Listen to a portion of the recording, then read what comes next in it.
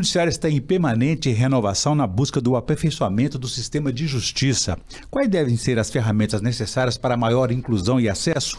Como garantir o aumento da produtividade sem afetar a qualidade da prestação jurisdicional? Esses são os principais temas de hoje do Pensamento Jurídico, uma produção da Associação dos Magistrados Mineiros, a AMAGES. Para falar sobre o assunto, eu tenho aqui, vou receber a nova gestão da Escola Judicial, desembargador Edésio Fernandes, a EGF do Tribunal de Justiça de Minas Gerais. Eu tenho o prazer e a honra de receber aqui o segundo vice-presidente do tribunal e superintendente da escola, desembargador Saulo Veciani Pena, que tomou posse no último dia 1º de julho. O superintendente adjunto, desembargador Maurício Pinto Ferreira, e o juiz auxiliar Tiago Graziani Gandra. A todos, muito obrigado pela participação, prazer recebê-los aqui e parabéns aí por essa nova missão e sucesso, né? É você que nos acompanha, por favor, inscrever-se no canal, no nosso canal no YouTube, deixar lá suas sugestões e comentários que serão muito bem-vindos. Doutor Saulo, gostaria de conhecer então os projetos que o senhor tem já anunciados aí para enfrentar esse desafio desse permanente aperfeiçoamento que o Judiciário sempre busca. Nós sabemos primeiro, antes de tudo, muito obrigado pelo convite. Prazer é nosso. Sobretudo uma alegria muito grande estar aqui na AMAGES e agora falando a respeito da nossa EGF e dos projetos da segunda vice-presidência. Os projetos são vários, são muitos, mas o primeiro deles é nós tentarmos racionalizar em relação à parte normativa da escola. Pretendemos implantar um novo regulamento, um regulamento que, evidentemente, salvaguarde as tradições da própria AMAGES, como também avance nos projetos que nós pretendemos implantar. Projetos esses que, inclusive, estava no meu, vamos dizer assim, programa de campanha, quando eu distribuí para os colegas. O primeiro deles, que seria, na verdade, criar são cursos que seriam cursos, não só os cursos permanentes que já existem na escola, mas cursos que são de uma grade perene, que nós poderíamos dizer assim, que são cursos que vão se prolongar no tempo, em que nós poderíamos ver ali a cara e o foco e o objetivo fundamental da escola, que é não só a seleção, mas capacitação e formação de magistrados e servidores e também do público externo, os terceirizados. Portanto, nós vamos perpassar não só sobre o ponto de vista normativo, como sob o ponto de vista fático e sob o ponto de vista também prático da escola. Não é? A minha intenção é avançar ainda mais naquilo que já foi construído. Muito bem. Doutor Maurício, o senhor também é muito ligado a cursos, né? Tem a participação aqui na Escola Judicial da própria AMAGES, a Escola da Magistratura, a desembargadora Jane Silva, né? E também lá na EGF o senhor vai dar mais desenvolvimento a esses projetos. Curso de pós-graduação, a EGF vai continuar implementando? A EGF, agora na administração do desembargador Saulo, eu tenho percebido que nós precisamos dar uma nova roupagem à EGF, deixar ela mais, vamos dizer assim, mais ágil, mais enxuta, né? E sendo mais objetiva, lógico, com cursos que sejam de relevância para os nossos juízes, como cursos de pós-graduação, cursos de doutorados. O desembargador Saulo pretende também levar isso para a EGF. Também nós temos também lá cursos para estagiários, enfim, a EGF pretende sim, eu tenho essa certeza que o desembargador Saulo pretende dar uma nova roupagem, uma nova, vamos dizer assim, uma nova agilidade, uma nova função à EGF e tenho certeza que nós chegaremos lá. Doutor Tiago, nós vimos que é grande a responsabilidade da Escola Judicial nesse aperfeiçoamento permanente aí do judiciário, né? O senhor como juiz auxiliar, né? O que pode dizer para a gente? Porque hoje a escola está concluindo um curso para 64 novos juízes e juízas, preparando eles para as primeiras comarcas, né? Depois desse curso, eles vão para o interior e cada um lá vai ganhar a própria experiência ou a escola continua dando aquele acompanhamento continuado? Não, na verdade, quando nós falamos do CFI, né, que é o curso de formação inicial, ele se inicia aqui na escola, mas depois tem todo um acompanhamento. Ao longo dos 2 anos de vitaliciamento, né, a escola acompanha para e passo esse magistrado, que tem que remeter sentenças, decisões que ele faz, para avaliação, né, de outros juízes já mais experimentados, que vão poder avaliar aquilo que tem sido feito, não numa avaliação como se fosse uma prova, um teste para aquele magistrado, mas no sentido de orientá-lo, né, como decidir melhor ou como aproveitar melhor o exercício da jurisdição lá nas suas decisões, enfim, e transportar aquele conhecimento que ele já adquiriu, né, na escola, na parte teórica, também nas suas decisões, fazer com que aquilo se reflita ali, né? Bom, então a ideia é essa, o curso se encerra agora, mas nós temos ainda 50 magistrados, né, para ingressar no ano que vem, e temos que aguardar aí a demanda da presidência, né, para poder já iniciar um novo curso para o próximo ano, e além disso também a demanda muito provável de também um novo concurso, né, para que a gente possa iniciar, já que a defasagem ainda é grande, ainda que esses são 114, né, que vão ingressar neste ano e, se Deus quiser, no próximo, ainda assim há uma defasagem do quadro, né, de magistrados no TJ. Pois é, doutor Saulo, uma responsabilidade para o senhor também aqui, né, porque o estado de Minas Gerais é continental, né, são 853 municípios, 298 comarcas que são demandadas aí por mais de 20 milhões de mineiros, né? O senhor pretende já encaminhar essa questão do concurso, como disse o doutor Tiago? Qual que é esse déficit de juízes que nós temos em Minas Gerais? Porque tem outro recurso que é a tecnologia, que aproxima mais também tanto as comarcas mais distantes com o tribunal aqui, a escola, né? Orion, sem dúvida nenhuma, o desafio é muito grande, né? E o desafio, ele se prolonga por vários anos, quer dizer, não é só na minha administração. Sem dúvida nenhuma, isso irá se refletir nas administrações posteriores também. Com relação à dificuldade de seleção de magistrados, é próprio da função. Quer dizer, nós precisamos selecionar pessoas extremamente capazes, já que o serviço é de alta responsabilidade, não é? Não é para qualquer um, evidentemente, prestar jurisdição, não é? E, portanto, não só a seleção, mas a sua capacitação envolve um processo demorado, complexo, etc. Nós estamos vendo aqui, eu tenho agora a honra de ter ao meu lado tanto o doutor Tiago quanto o doutor Maurício, e nós verificamos a necessidade sempre de estar avançando nos projetos dentro da EGEF e também nos próprios regimes de seleção. Aliás, são diretrizes que vêm sendo traçadas já há algum tempo pelo próprio CNJ e também pela Infam, não é? O número exato eu não saberia dizer de defasagem no Estado, mas eu acredito que está próximo a quase 200 magistrados hoje de primeiro grau. Nós temos aí uma defasagem grande. É claro que nós precisamos também ter um controle na seleção disso sob o ponto de vista orçamentário, não é? Sem dúvida nenhuma, isso tem um impacto orçamentário grande. É sempre na busca de novos recursos também que é a necessidade para que nós possamos cobrir essa defasagem de magistrados no Estado. É por isso mesmo que nós procuramos incentivar os cursos de tal maneira que eles sejam mais ágeis e que sejam voltados também bastante para a prática, para nós cobrirmos essa defasagem. Porque na medida em que nós encontremos, ou na medida em que nós mostremos que há necessidade de que os cursos sejam voltados para a prática jurisdicional ou os serviços judiciais, nós conseguimos também potencializar essas nossas, vamos dizer assim, evitar essas nossas carências e potencializar uma melhoria do próprio serviço jurisdicional. Quer dizer, seja em relação aos servidores, seja em relação aos magistrados.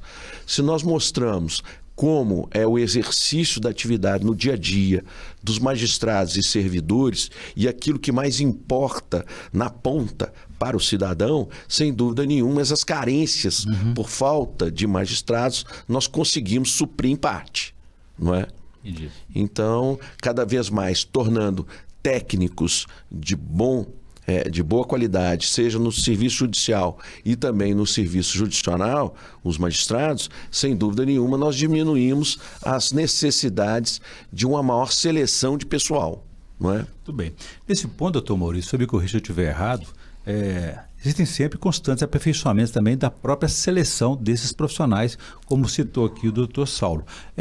Parece que existe, por exemplo, o exame nacional, né, de magistrados, magistradas, né? E também o senhor defende muito, é um ardoroso defensor da residência jurídica. Esses dois mecanismos podem melhorar essa qualidade daquele profissional que vai ingressar na magistratura? Orion, justamente complementando um pouquinho, mesmo após o encerramento do curso de formação inicial, ele ainda é acompanhado pela IGF, mesmo estando lá na comarca. É a formação continuada, sim, né? É uma formação, na verdade, continuada. Sim. Né? A gente, não só nas questões de sentença, mas sim também no gerenciamento da secretaria, no seu gerenciamento do seu serviço. E em relação à questão da residência médica, né, há uma normatização já do CNJ, né? É uma ideia assim do projeto do desembargador Saulo nessa gestão, né? Mas ainda temos que eventualmente pensar muito como efetivamente fazer isso, vamos dizer assim, no dia a dia do juiz, né? No dia a dia daquele juiz que às vezes está numa comarca única, por exemplo, que está numa comarca mais distante. E também, lógico, vamos ter que pensar também em parcerias, né? Porque só a IGF sozinha, sem eventuais parcerias, também teremos muito mais dificuldades de implantações de projetos inovadores que nós estamos pensando. Vamos fazer agora um pequeno intervalo. Eu gostaria no próximo bloco a gente abordar essa questão da tecnologia, ok? A gente volta em instantes.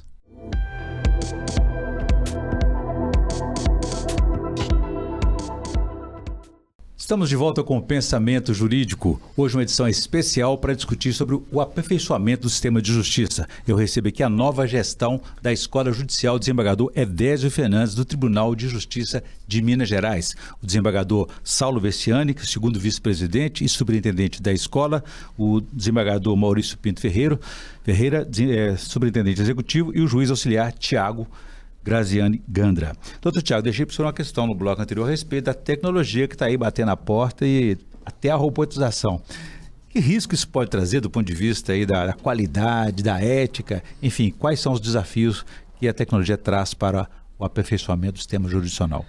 Orion, sobre a tecnologia, é algo que nos assusta em alguma medida, mas se a gente for pensar friamente, né, a humanidade evolui e nós precisamos pensar que não há como nenhum serviço público sobreviver se ele não se adequar ao que a gente tem de mais moderno em termos de tecnologia. Isso é impossível. A pandemia nos mostrou isso, né? Quando a gente teve uma evolução muito rápida para as audiências virtuais, para os trabalhos remotos, que permitiram que o judiciário não parasse. Evidentemente que na escola, né, a gente também precisa de uma certa maneira, e também na gestão documental, que a gente não pode esquecer que a segunda vice também trabalha com a gestão documental do tribunal, nós precisamos evoluir com mecanismos tecnológicos que nos deem condição de entregar uma prestação jurisdicional cada vez melhor e mais evoluída. Porque se a gente fizer um distanciamento, né, nós vamos ficar à margem da sociedade. Mas a critério de exemplos, né, que as pessoas às vezes não sabem, o tribunal, por exemplo, através da IGF, tem acesso à biblioteca virtual, a maior biblioteca virtual à disposição, que é a minha biblioteca, basta que o magistrado ou servidor faça esse pedido. E é uma senha dirigida àquela unidade jurisdicional para que ele tenha acesso a um acervo riquíssimo da minha biblioteca. Tudo isso passa lá pela gestão documental da IGF. Com relação à robotização, o desembargador Maurício estava nos recordando aqui no intervalo, da decisão do CNJ admitindo a utilização do ChatGPT pelo judiciário. É possível que isso seja utilizado. Obviamente que eu ainda acho que é praticamente impossível a substituição da figura do juiz, de quem decide. Mas é possível que o juiz possa otimizar o seu trabalho, otimizar a prestação jurisdicional através disso. E o tribunal já utiliza esses sistemas de robotização há mais tempo. A própria, escapa um pouco da nossa competência, mas o próprio acompanhamento que é feito pela primeira vice-presidência de demandas predatórias se faz com uso de robôs, né? Demandas se faz por uso de robô. Né? Em Santa Catarina há um projeto bem avançado nesse sentido, de realmente controle dessas demandas predatórias por robô. Então é algo que é inerente ao tribunal, é inerente à própria sociedade, à vida humana que se desenvolve e, obviamente, é inerente à escola. Né? Nós já estamos lá com alguns projetos de aperfeiçoamento. Né? Ontem a gente conversava lá numa reunião sobre, né, a gente ter já um aplicativo para a escola que moderniza, que facilita a interface da escola, o marketing da escola com quem recebe o seu serviço. Né? Então, isso é inevitável. Nós temos que caminhar nesse sentido. Eu gostaria de ouvir também o Dr. Saulo a respeito desse processo, que a gente fala em humanização do judiciário, aproximação com o jurisdicionado, o cidadão. Enfim, aí existem defesas, como fez já o ministro Barroso, presidente do STF e do CNJ, sobre a linguagem mais simples, mais simplificada. E, ao mesmo tempo, estamos vivendo aí esse desafio da inteligência artificial. Como harmonizar esses dois momentos aí?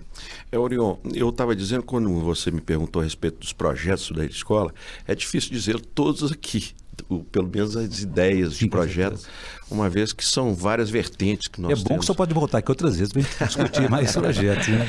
Nós temos duas grandes diretorias, que é a diretoria de pessoal e a diretoria de documental da escola, fora suas gerências e assessorias e tal.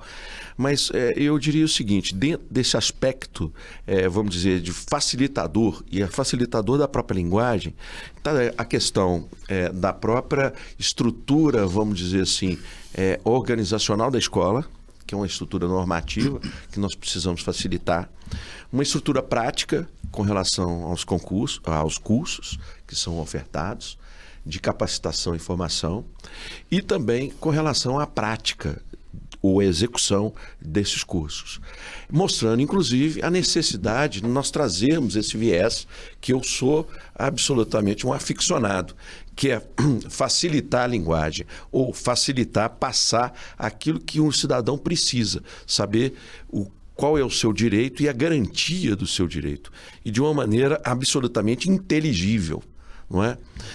Eu me lembro uma ocasião, só para fazer aqui uma digressão, mas de forma interessante, que uma ocasião nós estávamos a discutir numa turma recursal do juizado especial. E teve um colega que fez um arrazoado longo e nós dissemos assim, o melhor seria, porque aí estava ali presenciando uma senhora que era interessada no processo. E quem sabe, eu argumentei, que você fizesse ali apenas uma explicação daquilo que nós estávamos ali a decidir. E ele disse, não, eu faço questão de ler o meu voto. Pois não, então leia o seu voto. E ele leu o voto, um voto muito bem escrito, muito bem fundamentado e tal. E depois que nós terminamos ali a sessão da turma recursal, na hora de sair, a senhora virou para mim e perguntou, o que aconteceu? Eu ganhei ou perdi? Foi absolvido? Não é? Então, isso nós temos que diminuir. Evidentemente que há uma técnica jurídica, nós trabalhamos com a ciência jurídica. Evidentemente que isso daí não pode ser banalizado ao ponto de parecer uma linguagem, vamos dizer, coloquial. Mas nós também não podemos trazer uma linguagem que é de um passado, e um passado aí que não é tão remoto assim, de dificultar que as pessoas entendam como funciona o judiciário e como se obter os seus direitos que são garantidos nas normas jurídicas. Então, portanto, a escola judicial tem esse compromisso também, no momento da seleção, formação e capacitação, sejam de magistrados e servidores.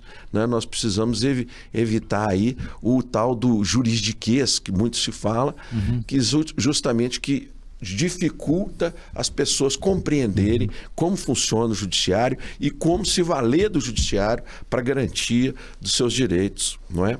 O próprio juizado especial já é um exemplo disso, né? A pessoa até nem precisa de constituir um advogado, né? Exatamente. Em várias causas não há necessidade da presença do advogado. Embora essa questão do advogado em si não é um complicador, evidentemente que não é. Muito pelo contrário, é um facilitador. Na verdade, os advogados trazem a nós aquilo que nós precisamos agora digerir, não é? Quer dizer, e essa digestão, ela deve ser uma digestão bastante facilitada, não é? Por parte dos advogados, justamente para que, no final das contas, aquilo que foi trazido ao judiciário seja efetivado na prática. Muito bem. Doutor Maurício, voltando à dimensão continental de Minas Gerais, né? Existem várias ferramentas tecnológicas e tem um acompanhamento do Dr. Tiago, diz que vai continuar fazendo a formação continuada. Agora, é importante essa interiorização da escola. Como é que ela chega às diversas regiões de Minas Gerais? Orião, bom você perguntar isso. A escola tem os encontros feitos da escola. Hoje nós estamos fazendo encontros juntos com a corregedoria, que chamam-se INCOR. E nós fazemos também com núcleos regionais. Nós temos vários núcleos regionais, né, no estado de Minas, então nós também estamos buscando se aproximar daquele juiz que está mais distante, vamos dizer assim, da capital. Né? Nós já sabemos, Minas são muitas, então nós temos vários polos e a escola também se aproxima e vai se aproximar, né? Próximo desses juízes, né?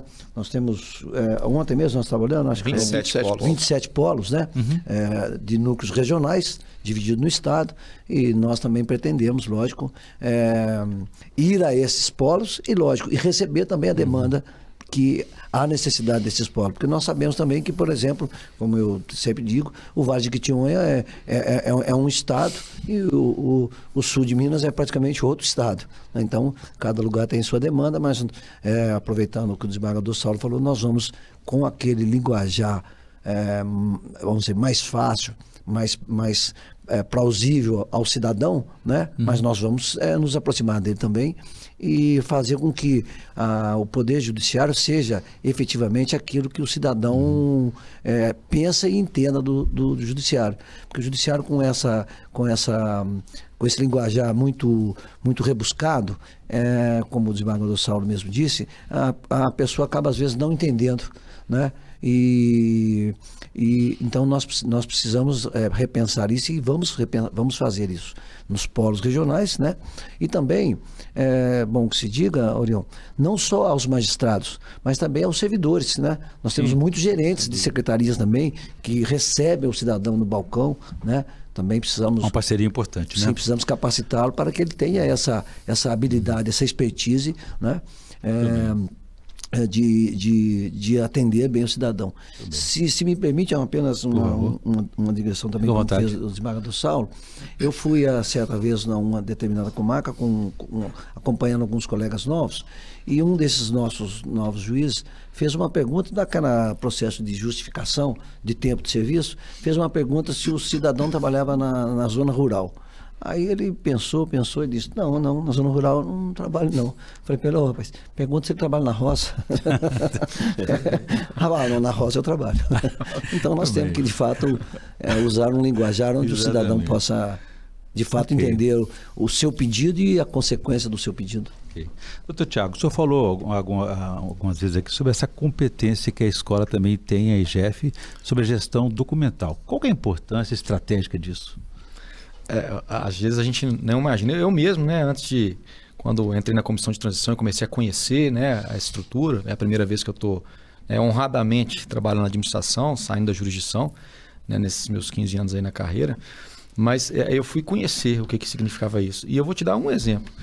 O tribunal, em uma das suas bibliotecas ali na Afonso Pena, ele tem livros de valor, que a gente chama de valor inestimável, que são objeto de desejo de quadrilhas especializadas em furto desse tipo de material. Então nós temos uma biblioteca em que uma parte dela é completamente monitorada por câmeras, a pessoa não pode ingressar sozinha, porque nós temos que gerir esse documento. Ao mesmo tempo que nós temos que gerir um documento eletrônico que está na nuvem, e eu preciso eliminar, porque eu pago muito caro para ter esse espaço em nuvem. Então o processo eletrônico, quando ele acaba, assim como a gente faz aquele edital de eliminação do processo físico, eu tenho que fazer do eletrônico, que está na nuvem. Então nós temos uma dimensão de trabalho muito além do que se imagina, né? Muito além do que se você ter ideia, são 6 prédios que ficam sob a responsabilidade da segunda vice-presidência, porque nós temos arquivos, nós temos bibliotecas, todas espalhadas, né? Então assim, o que se enxerga da segunda vice-presidência é só a pontinha do iceberg. Nós temos um mundo para cuidar. Processo histórico, a condenação de Tiradentes, a gestão documental. Né? Doutor Saulo, nós estamos na reta final da nossa entrevista. Eu gostaria que o senhor também, nessa última consideração, falasse um pouco da importância que a gestão tem na atuação judicial, porque todo mundo vem lá com preocupação mais técnica, especialização, qualidade no direito, mas não se pode esquecer da importância que a gestão tem nos dias de hoje. Gostaria que o senhor fizesse essa para não encerrar a nossa entrevista e aproveitasse e indicasse também, fizesse a indicação de leitura da nossa audiência.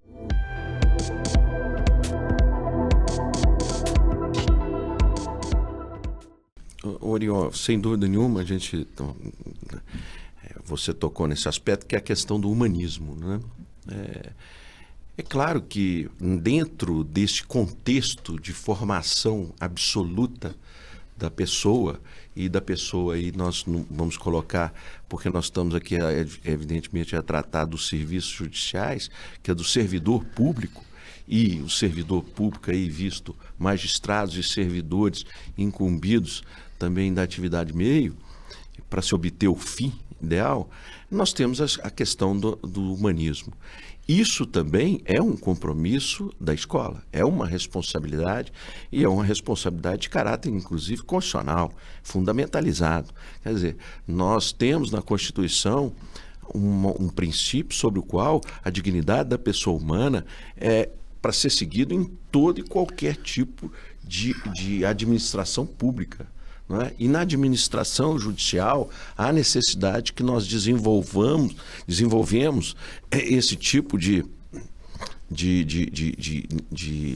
pressuposto para atuação, seja ele do servidor, seja ele do magistrado. E claro que nós já temos uma série de ações nesse sentido, e ações que já tradicionais da nossa mais antiga escola judicial do Brasil, que é a AGEF. É bom que se diga isso, é bom que se registre isso, porque a AGEF é a mais antiga escola judicial do Brasil, e ainda com uma gênese em Portugal, e, portanto, tem já arraigada esse objetivo, que é um objetivo também de humanismo, de humanidade, né? De bem servir, de acolher. É isso. Muito bem. Bom, indicação de leitura você vai fazer para nós? É um livro que eu estou até lendo, não é? Foi por indicação de um amigo, de um grande amigo que é professor, o professor Pedro Borges, foi diretor, inclusive, de escola, etc., e que ele se chama Uma História da Leitura. Do professor, do escritor, tradutor, ensaísta e editor argentino, que hoje tem cidadania canadense, que é Alberto Mangel, Uma História da Leitura. É um livro fantástico, eu não terminei ainda, confesso que não terminei porque não tive tempo, mas é um livro que traz um conteúdo espetacular, que dá às pessoas uma vontade de lerem cada vez mais, observando como é obtido o conhecimento por intermédio da leitura. Muito interessante, né? Quer dizer, um princípio de educação e da ciência que a própria escola sempre defende e abraça, né? Sim. Muito bem, eu conversei aqui com os desembargadores Saulo Veciani Pena, Maurício Pinto Ferreira e o juiz Tiago Gandra sobre a nova gestão da EGF no Tribunal de Justiça de Minas Gerais e essa preocupação permanente na busca aí do aperfeiçoamento do sistema de justiça. Agradeço a todos pela participação, um prazer recebê-los aqui. E a você que nos acompanhou até aqui pode ver e rever essa entrevista no canal da AMAGES no YouTube, nas redes sociais e também no site da associação. Ficamos por aqui, obrigado e até a próxima.